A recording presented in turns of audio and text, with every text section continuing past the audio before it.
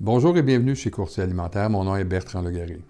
Je prends quelques instants de votre temps pour vous parler un peu des services que Courtier Alimentaire peut vous offrir. Premièrement, je vous dirais que l'approche est segmentée en 3 volets différents, c'est-à-dire le premier volet est la rencontre avec le manufacturier afin de s'assurer que le produit est conforme, c'est-à-dire au niveau des codes barres, au niveau de CCNet, au niveau des formats, des emballages et des informations qui sont positionnées sur le paquet ou sur le produit. Par la suite, lorsque les produits sont conformes et prêts à être présentés, il y a une étude qui est faite à savoir au niveau de la compétition, qui est sur le marché et pourquoi. Parce que de notre côté, on doit quand même faire un travail premier afin de s'assurer d'avoir une ouverture au niveau des grandes surfaces. Lorsque le produit est conforme et que tout le cheminement a été fait, c'est là qu'on passe à l'étape des rencontres au niveau des grandes surfaces. C'est-à-dire, par expertise, on a quand même nos entrées au niveau des grandes surfaces. C'est-à-dire que plusieurs manufacturiers ont déjà tenté de faire des présentations de produits, malheureusement avec aucun succès.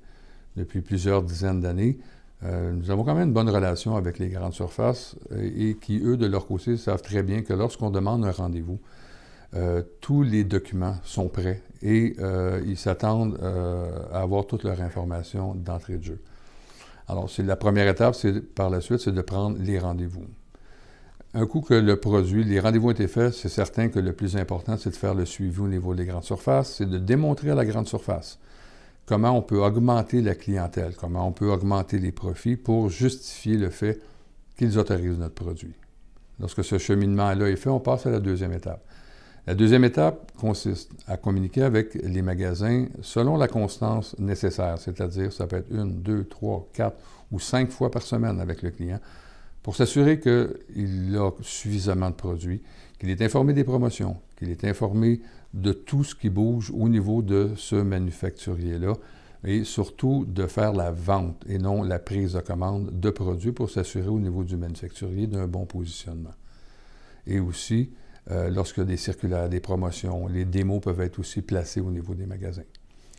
Il y a aussi le volet représentation. Une équipe de représentants peut être disponible à rencontrer les magasins pour aller mettre des promotions particulières en magasin.